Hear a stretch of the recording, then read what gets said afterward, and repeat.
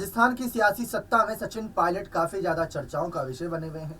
JP Nadda को भी हाल ही में भारतीय जनता पार्टी ने जो जिम्मेदारी दी हुई थी उसमें एक साल का कह सकते हैं बढ़ोतरी करी है ताकि जेपी नड्डा अपने आप को और साबित कर सकें।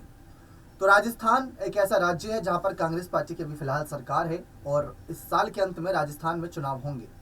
आप भी सोच रहे होंगे कि क्या सचमुच नड्डा सचिन पायलट की भारतीय जनता पार्टी में एंट्री करा पाएंगे। तो ये बहुत बड़ा सवाल है, लेकिन कयासों पर आधारित खबर है, उसमें कुछ फैक्ट भी आपको बताना चाहेंगे। ऐसा नहीं है कि बिल्कुल ही हम कयास लगाकर यहाँ से जाएंगे, कुछ सच बताते हैं आपको। जब पिछली बार राजस्थान के दौरे पर आए थे जेपी नड्डा, या उनसे पायलट को लेकर सवालात कई मंचों से किए गए थे, क्योंकि बहुत ज़्यादा 2020 के बाद से चर्चाओं में थे कि बीजेपी में शामिल हो सकते हैं सचिन पायलट। लेकिन बीजेपी में इस वजह से शामिल नहीं हो रहे क्योंकि वहां पर भी सीएम पद की रेस में 3-4 चेहरे आ गए और पायलट को वो सब पछाड़ते नजर आएंगे। इसी वजह से वो बीजेपी के और रुख नहीं किए। लेकिन जेपी नड्डा से खुले मंच पर जब पिछली बार ये पूछा गया था कि सचिन पायलट को लेकर, उस बीजेपी में पायलट की एंट्री को लेकर उनका क्या कहना है, तो उन्होंने कहा कि अभी टिकट कंफर्म नहीं हुआ है, वेटिंग लिस्ट जारी है। उस समय हार्दिक पटेल ने इस्तीफा देकर बीजेपी में हाथ यहाँ पर आगे बढ़ाए थे, सुनील जाखड़ आए थे, गुलाम नबी आज़ाद की भी चर्चा थी, लेकिन उन्होंने अपनी अलग पार्टी बनाई। कई छोटे तौर पर नेताओं शामिल हुए थे। तो उन्होंने साफ कहा था कि कांग्रेस के नेता अभी पार्टी छोड़ रहे और बीजेपी में आ रहे हैं, लेकिन अभी पायलट का टिकट कंफर्म नहीं हुआ, वेटिंग लिस्ट बहुत लंबी है। लेकिन अब फिर से इन बातों को हवा मिलनी शुरू हो गई, क्योंकि जेपी नड्डा का दौरा राजस्थान का जयपुर का दौरा रहेगा, ऐसी खबरें हैं। 22-23 तारीख वहां पर चर्चाओं का विषय बनी हुई है। फिर उसके बाद पीएम मोदी भी आएंगे।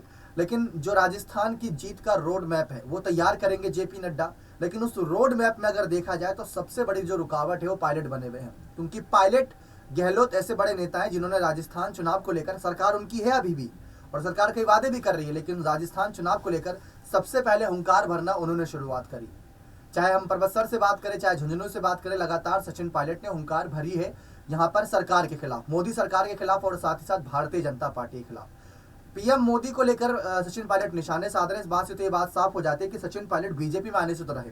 लेकिन आपको एक कुछ बातें बता दें, हार्दिक पटेल भी एक ऐसे नेता थे जो कभी पहले कस्में वादे खाते थे कि बीजेपी को वोट मत देना, लेकिन आज वो किसके साथ है आप जानते हैं। सिंधिया भी उन्हें लिस्ट में आते हैं। कभी बीजेपी के खिलाफ बोलने वाले सिंधिया आज बीजेपी के साथ हैं।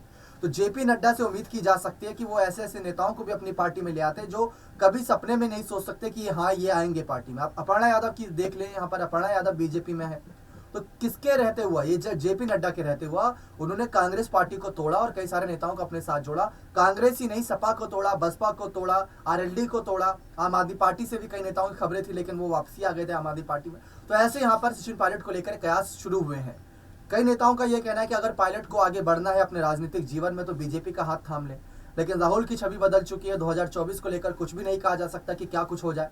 राजस्थान चुनाव में क्या कुछ हो जाए। कांग्रेस पार्टी की अगर रिपीट हो जाती, सरकार बन जाती, तो बहुत ज्यादा तारीफ पायलट की होगी, क्योंकि इस सियासी लड़ाई में सबसे पहला कदम पायलट ने उठाया कि कांग्रेस पार्टी को दोबारा जितवाना है।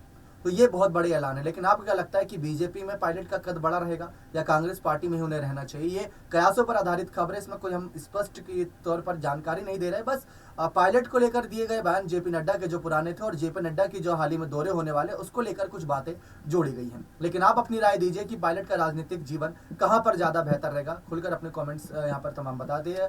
जानकारी के तौर पर बने रहे चैनल के साथ। ऐसी और तमाम जानकारियों के लिए बहुत बहुत धन्यवाद।